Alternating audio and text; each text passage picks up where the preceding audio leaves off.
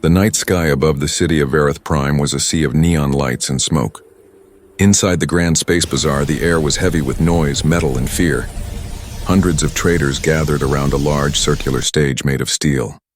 Cages hung around the edges like trophies, each holding strange alien beings. Every week, rare creatures were sold here. Warriors, mutants, and survivors of forgotten worlds. But tonight, everyone whispered about one cage only. The one at the center. Inside that cage sat a girl. She looked young, maybe 18 by human standards. Her silver hair fell over her shoulders, glowing faintly under the lights. Her skin shimmered with a strange hue, a mix of pale blue and starlight. And her eyes. Her eyes burned like molten gold. She was not calm.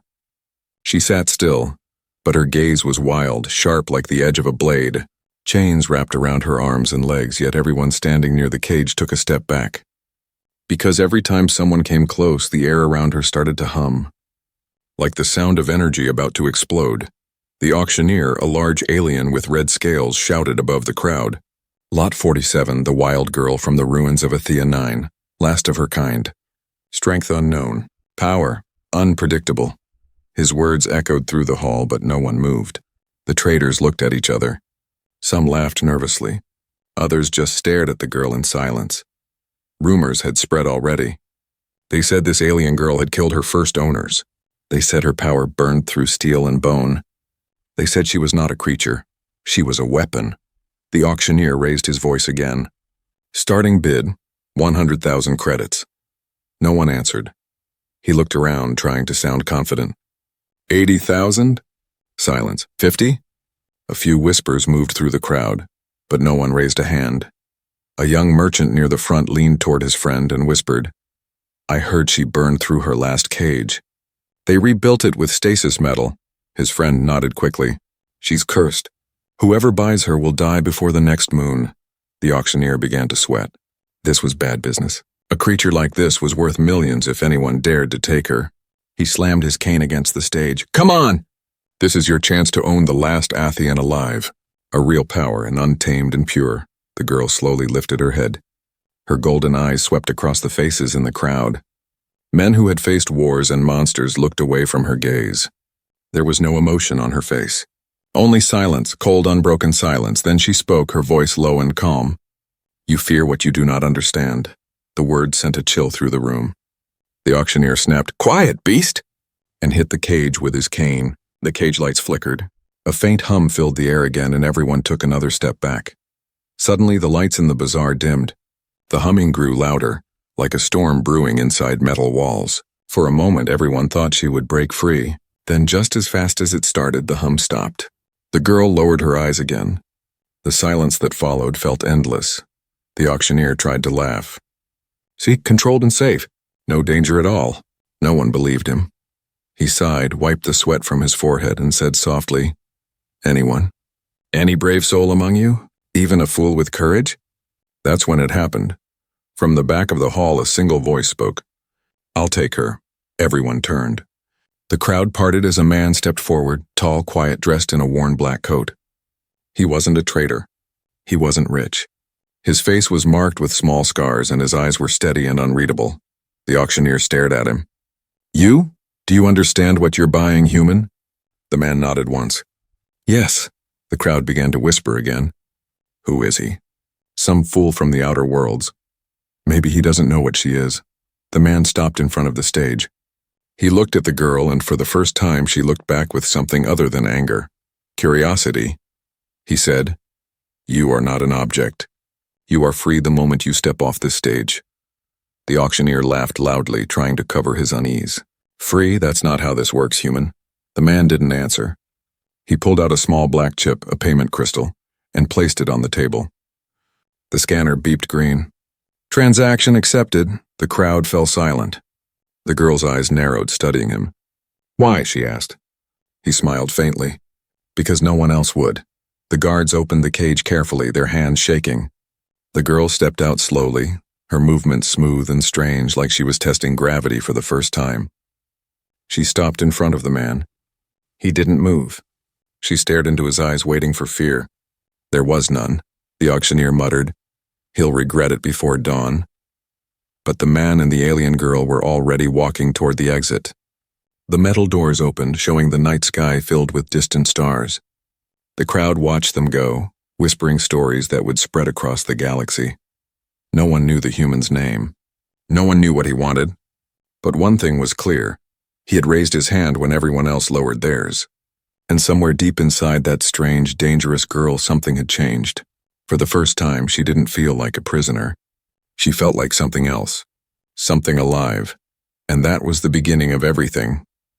The market behind them faded into silence as the heavy doors closed. The air outside was cold and smelled of metal and rain.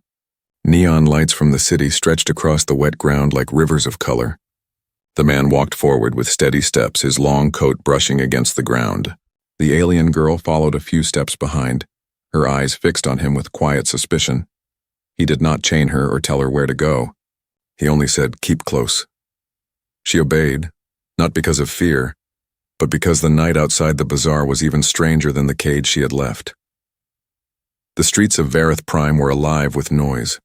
Machines rumbled, ships roared above, and voices mixed with the hum of engines. Traders, mercenaries, and thieves moved through narrow alleys. Yet as the two of them walked together, people moved aside. They looked at the girl, saw her glowing eyes, and turned their faces away. The man led her to the edge of the spaceport where a small ship waited. Its hull was scarred, old, and patched with metal of different colors. It was not the ship of a rich man. It was a ship of someone who had traveled too long and too far. He opened the ramp and turned to her. "You can come aboard if you choose," he said. "No one will force you," she hesitated. The air carried the faint smell of oil and burnt fuel.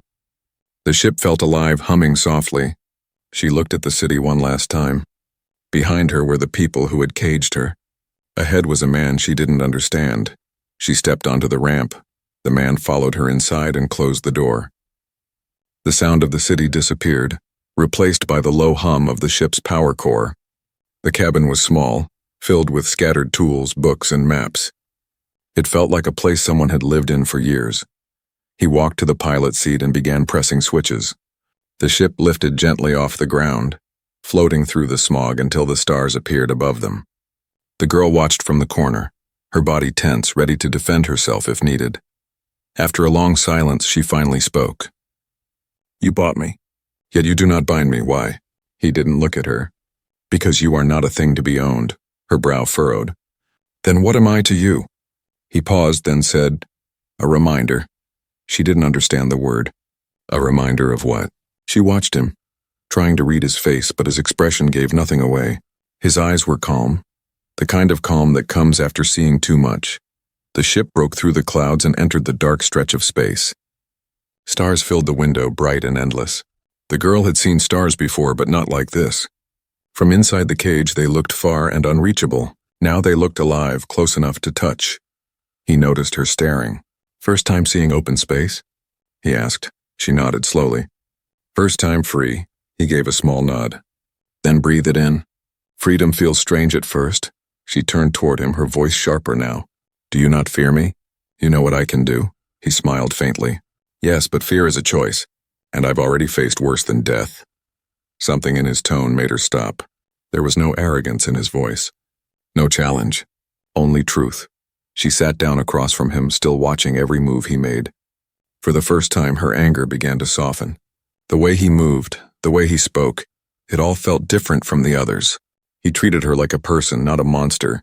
The ship drifted quietly between stars. The light from distant worlds reflected across her face.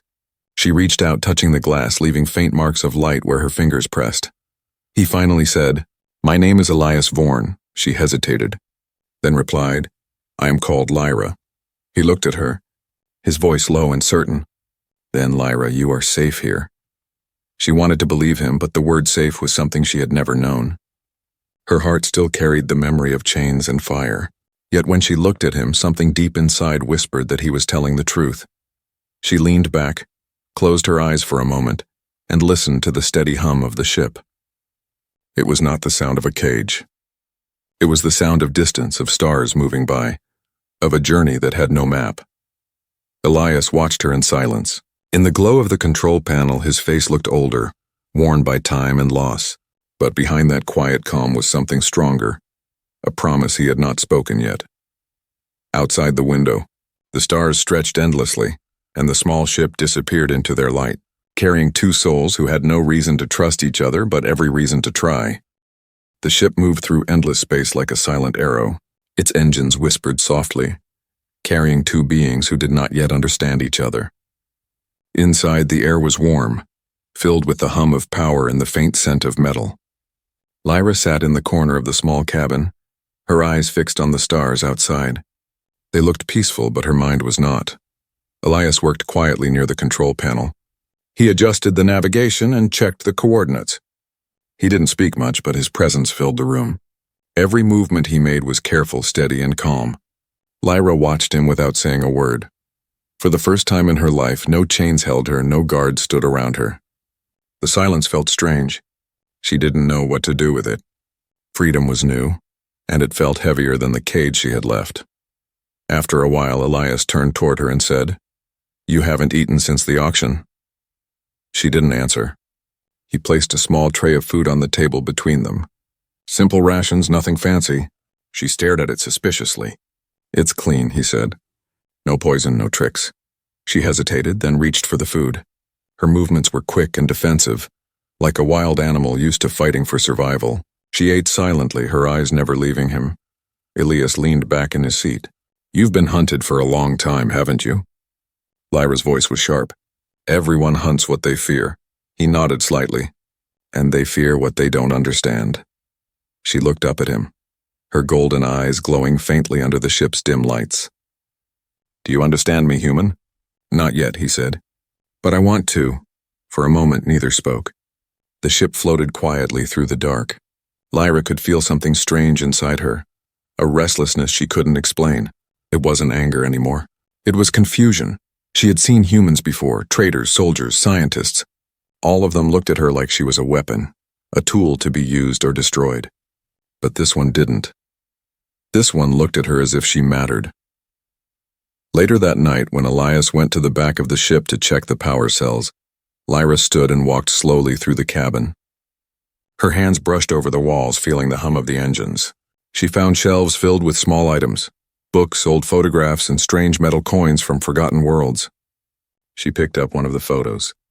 It showed a woman and a little girl standing beside a younger Elias. They were smiling.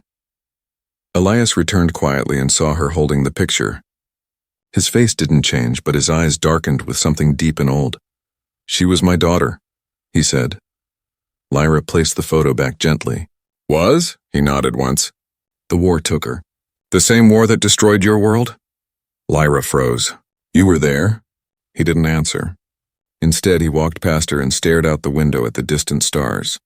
"I saw what they did to your people. The fire, the silence afterward. I swore I would never be part of that again." Her voice softened. "Then why did you buy me?" He turned toward her. "Because I couldn't leave another innocent to rot in a cage." Lyra didn't know what to say. No one had ever spoken to her like that. The world she knew was made of chains and commands, not compassion. The lights of the ship flickered briefly. A small tremor ran through the floor as they entered a dust field of cosmic debris. Elias went to the control seat and began to stabilize the ship. Lyra moved beside him instinctively, watching his hands fly across the controls. The ship shook again, harder this time. Outside, glowing fragments of rock drifted past like silent ghosts. "Hold on," Elias said calmly.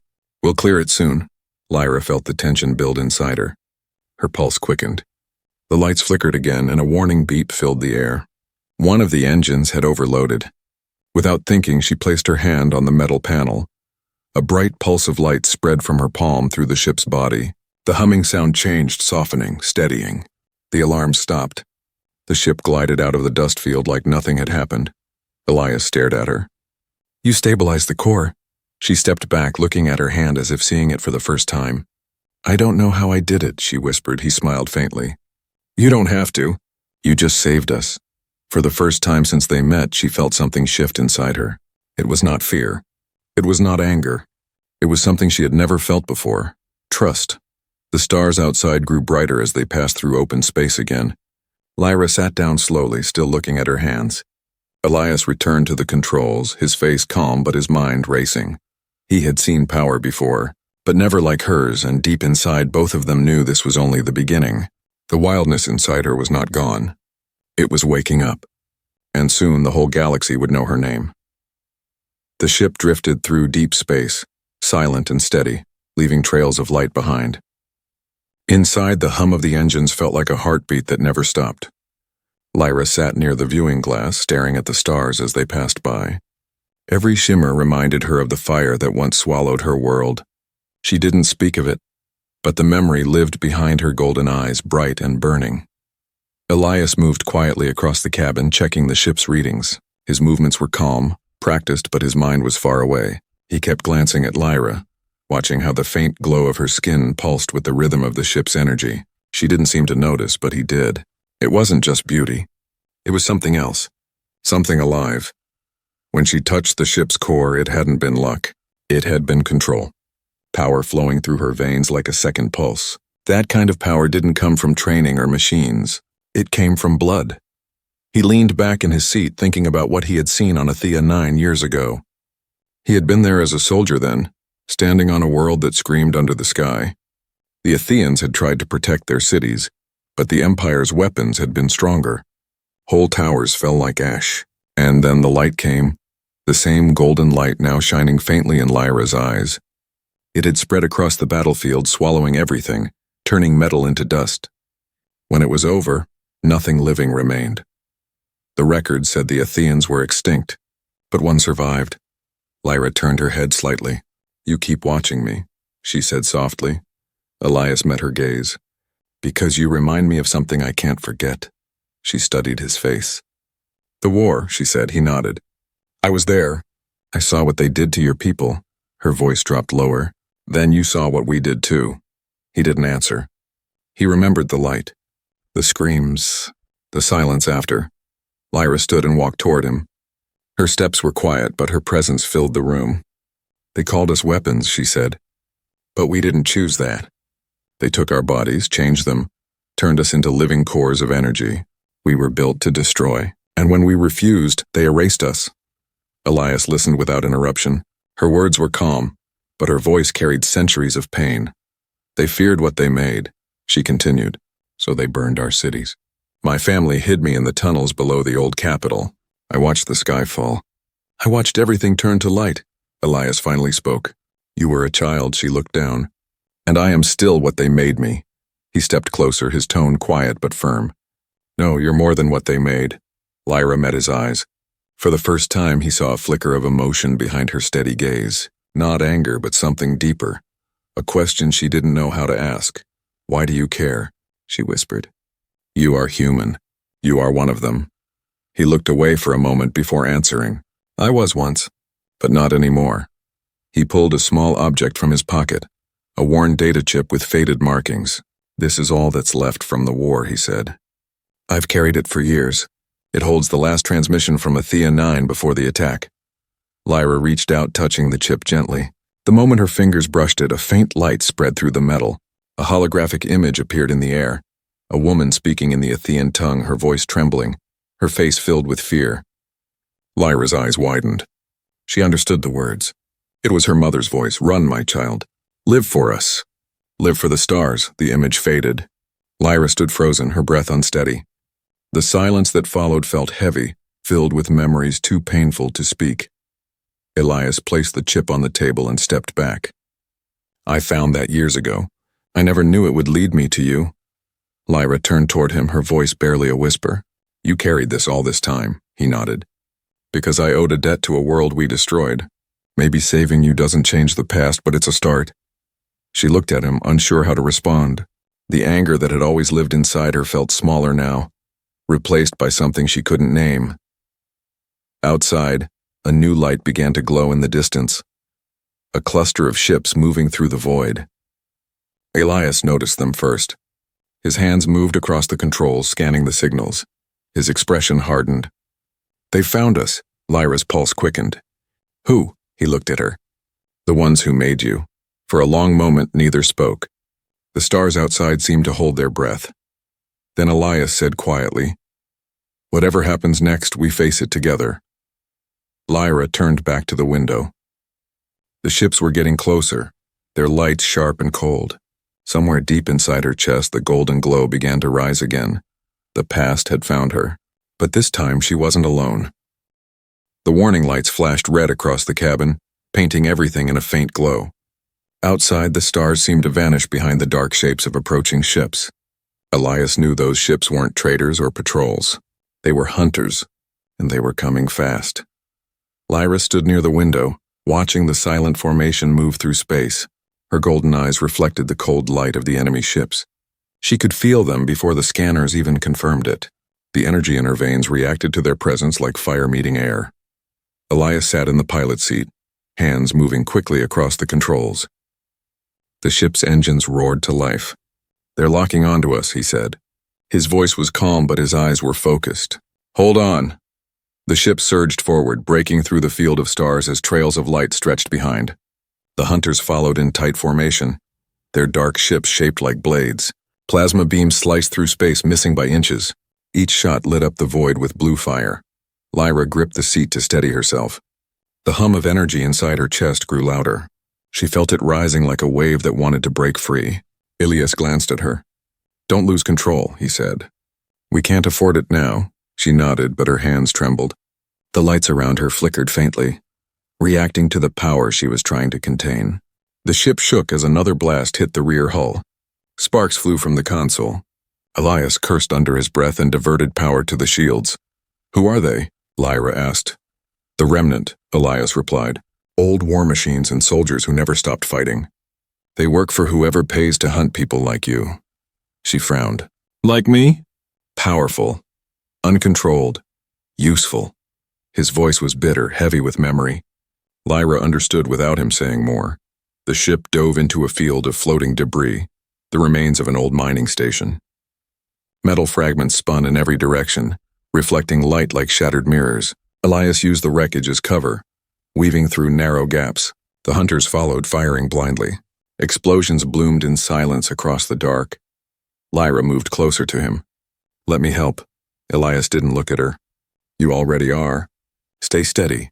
She placed her hand on the side wall. The metal hummed beneath her touch. The energy inside her began to flow outward, merging with the ship's power lines. The shields brightened and the engines grew stronger. Elias noticed the readings jump. "Whatever you're doing, keep doing it." Her eyes glowed brighter. She closed them, focusing on the rhythm of the ship's heartbeat. Every vibration, every pulse became part of her own. She could feel the heat of the engines, the strain of the shields, the hunger of the machine for energy. She gave it what it needed. The ship shot forward like a comet, bursting through the last layer of debris and into open space again. The hunters fell behind, their sensors blinded by the energy burst. Elias pulled the ship into a dark drift zone and cut the engines. Silence returned. For a moment, neither of them spoke. The only sound was the slow, steady hum of cooling metal. Lyra opened her eyes, breathing hard. Her skin shimmered faintly, the light fading back into her veins. "They won't stop," she said. Elias nodded. "No, they never do." He moved toward the navigation screen and pulled up the galaxy map. Red zones marked enemy-controlled sectors. Blue zones were neutral. In between lay a stretch of empty space called the Gray Belt. Lawless, dangerous, and the perfect place to hide. He pointed to it. "We'll head here. If we make it across, we disappear." Lyra looked at the map, then at him. "And if we don't?" "Then we make sure they remember us." His tone was calm, but the words carried something fierce beneath them. Lyra turned back to the window. The stars outside looked closer now, their light softer. She could still feel the energy moving through her body. Not wild, but alive. For the first time, she wasn't afraid of it. Elias watched her quietly. In her face, he saw something he hadn't seen in years. Hope mixed with danger. He knew that what lived inside her could save or destroy them both. He walked to the back of the ship and opened a small storage compartment. Inside were old weapons, armor, and tools from his days as a soldier. He handed her a metal band. "Put this on your wrist. It'll shield your pulse signature. It won't stop them forever, but it'll buy us time." She took it and placed it around her wrist. It hummed softly, hiding the golden flicker beneath her skin. Elias looked at her one last time before heading back to the controls. "They'll come again," he said. "Next time they'll bring more." Lyra's gaze stayed fixed on the stars. "Then they'll see what happens when we stop running." The engines powered up again, their sound steady and strong. The ship turned toward the unknown stretch of space ahead. Behind them, the hunters reorganized and began their pursuit once more. The chase had only begun. The ship drifted through the edge of the gray belt, where light faded and silence ruled. The stars were dim here, hidden behind clouds of cosmic dust that stretched for miles. It was the kind of place where ships vanished and were never found again. Elias guided the vessel carefully, his eyes fixed on the scanner. Every few seconds he checked for movement. Every sound felt sharper in the quiet. Lyra sat beside him, watching the screen flicker. Her wristband pulsed faintly, hiding her energy signature from the hunters that followed them. But both of them knew it wouldn't last long. The remnant had endless resources, and they would not stop until she was captured. Elias broke the silence first. "We'll reach Haven Outpost soon." "It's not on any maps." "Only a few people know how to find it," Lyra glanced at him. "Friends of yours?" "Once," he said. "They help those who don't belong anywhere." She looked out the window, her reflection blending with the stars. "Like us." He nodded quietly. Hours passed before the ship reached the edge of the outpost. It was hidden inside a hollow asteroid, surrounded by broken satellites and debris. Small lights blinked across its surface like distant fireflies. Elias sent a signal code through the transmitter. The reply came almost instantly, a soft pulse of green light welcoming them in. The hangar doors opened slowly, revealing an old docking bay filled with forgotten ships and wandering workers. As the ship landed, Lyra looked around with curiosity. There was something strange about the place, a mix of safety and danger, like a secret waiting to turn. A tall man with gray hair and a rough jacket stepped forward as Elias and Lyra walked down the ramp. His face carried years of dust and war, but his smile looked honest. "Elias Vorn," he said. "Didn't think I'd ever see you again." Elias smiled faintly. "Neither did I, still keeping Haven alive, Jace?" "Barely," Jace replied. "Come on in. You both look like you've been running from ghosts." They followed him through narrow corridors lined with flickering lights. The air smelled of metal and oil, but there was warmth here. Voices, laughter, the sound of life trying to survive. Lyra stayed close, her eyes scanning every corner. In the main hall, Jace poured 2 glasses of dark liquid and handed one to Elias. "You've got people looking for you." "Dangerous ones," Elias nodded. "The remnant," Jace leaned back. "Then you brought trouble to my door." "They were coming either way," Elias said. "I just made sure I wasn't the only target." Jace laughed quietly, but his eyes never left Lyra. "And who's this?" Elias hesitated. "She's the reason they're chasing me." Jace studied her.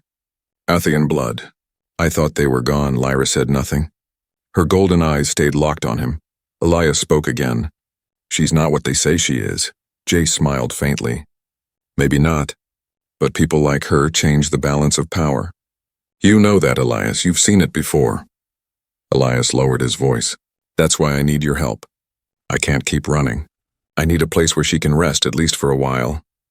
Jace looked at him for a long moment before nodding. "You'll have it. For old time's sake." But behind that friendly tone, something flickered. Hesitation, calculation. Lyra noticed it even if Elias didn't.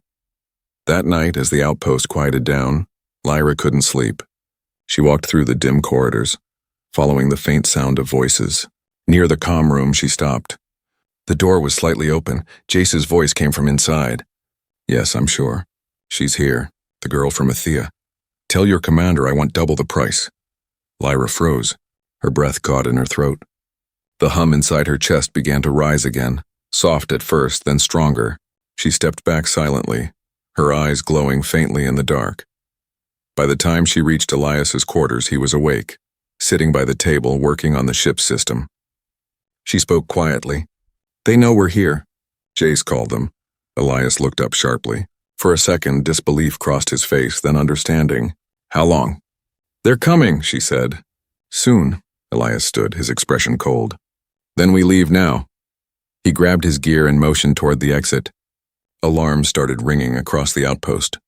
The docking bay lights turned red. Jace's voice echoed through the speakers. "Elias, you should have stayed hidden. You can't fight them all." Elias didn't answer. He ran beside Lyra through the narrow corridors as the ground shook from the impact of landing ships. When they reached the bay, the remnant soldiers were already there. Black armor, glowing visors, weapons raised. Elias fired first, forcing them back. The air filled with flashes of light and smoke. Lyra's power surged again, golden energy spreading from her hands like fire. The soldiers stumbled as the light cut through their weapons. But there were too many. Elias was hit, the blast striking his shoulder. He fell but kept firing. Lyra turned toward him, her heart racing. She could flee and survive. She could escape into the void again. But something inside her refused. She stepped in front of him, her hands glowing brighter than ever. The golden light expanded, swallowing the whole bay in one blinding wave. The soldiers screamed as their armor melted, then silence. Elias looked up weakly. Lyra stood above him, her eyes still burning with light. "You said we face it together," she whispered. He smiled faintly, his voice quiet. And we did. Outside, the asteroid burned with the glow of the blast. The hunters were gone, the base destroyed. In the stillness that followed, the choice had been made. Lyra no longer ran from who she was. The silence after the explosion felt endless. Smoke drifted through the broken corridors of Haven Outpost, glowing softly under the dim emergency lights. The ground was cracked. Metal melted into strange shapes, and the air shimmered with leftover energy from Lyra's power. Elias lay on the floor near the wreckage, his breath uneven. His shoulder burned where the blast had struck him, but his eyes were open, searching. He saw Lyra standing near the center of the ruined bay, her golden light fading slowly like a dying star. For a moment, she looked like something more than human. Her body still glowed faintly, her hair floating in the charged air, her eyes reflecting the fire around them. Then she stumbled. The light dimmed. Elias forced himself up, pain shooting through his arm. He reached her and caught her before she fell. She looked at him, tired but calm. "They're gone," she said softly. He nodded. "You saved us," her voice trembled. "But I destroyed everything." He shook his head. "You did what you had to do." The metal around them groaned as the outpost began to collapse. Elias lifted her carefully and carried her through the smoke toward the ship. The halls were filled with silence now, broken only by the echo of his footsteps. When they reached the ramp, the lights flickered again. The ship's systems were weak but alive. Elias placed her in the seat beside him and started the engines. They roared back to life with a deep sound that filled the empty space. As the ship rose from the broken dock, pieces of debris floated around them like ashes in a storm. Below, the asteroid cracked apart, glowing from the inside. Lyra watched quietly. "Jace betrayed you," she said. Elias didn't answer at first. He stared at the controls, his face unreadable. Then he said, "He made his choice. Just like I made mine." She turned toward him. "Why did you make it? You could have left me." He looked at her then, his voice steady. "Because no one else would have done what was right. Because someone had to raise a hand for what mattered." Her gaze softened. "And what mattered was me. You," he said. "And everything you stand for." The ship left the asteroid behind and entered the quiet stretch of open space. The stars looked peaceful again, but the calm felt fragile, like something that could break at any moment. Elias set a new course toward the outer systems. He leaned back, his hand pressing against his injured shoulder. The pain was growing worse. Lyra noticed and moved closer. Her hands glowed faintly as she placed them over the wound. The light spread across his skin, warm and steady. He winced at first, then the pain began to fade. When she pulled her hand back, the wound was almost gone. He smiled faintly. "You're full of surprises." She looked at her hands. "I didn't know I could heal. Only destroy." He shook his head slowly. "You were never made only to destroy. You were made to survive." For the first time, she smiled, money small, unsure, but real. Hours passed in silence. Outside, the stars stretched like rivers of light. Lyra rested her head against the glass, her eyes heavy with exhaustion. Elias watched her for a long moment, his thoughts distant. "You remind me of my daughter," he said quietly. "She used to stare at the stars the same way, always asking what was out there." Lyra's voice was soft. "What happened to her?" "She was lost in the war," he said. "And I spent the rest of my life trying to make sense of it. Maybe saving you was my way of keeping a promise I couldn't keep for her." Lyra turned toward him, her voice barely above a whisper. "Then I'll make one for you. I'll live. I'll use what I have to protect, not destroy." He looked at her and nodded. "That's all I ever wanted." The ship continued through the darkness, its engines steady, its lights reflecting off the endless stars. Somewhere behind them, the remnant was gone, the warship scattered or destroyed. But Elias knew there would be others. There were always others. Lyra stood and moved to the window. The stars shone brighter now, like they were calling to her. She raised her hand, touching the glass. Her reflection shimmered, golden and alive. Elias watched her and smiled faintly. "You were born in fire, Lyra, but you're not fire anymore. You're light." She turned and met his eyes. "And you," she said. "You raised your hand once and never lowered it." He didn't reply. He only looked at her with the quiet peace of someone who had finally found what he was searching for. Outside, the ship vanished into the deep blue of the void, leaving behind the ruins of a forgotten war and the echo of a single choice that changed everything. The stars kept burning, silent witnesses to a promise made between two souls who refused to give up. And somewhere in that endless sky, the legend began, the human who raised his hand for the wild alien girl and never lowered it.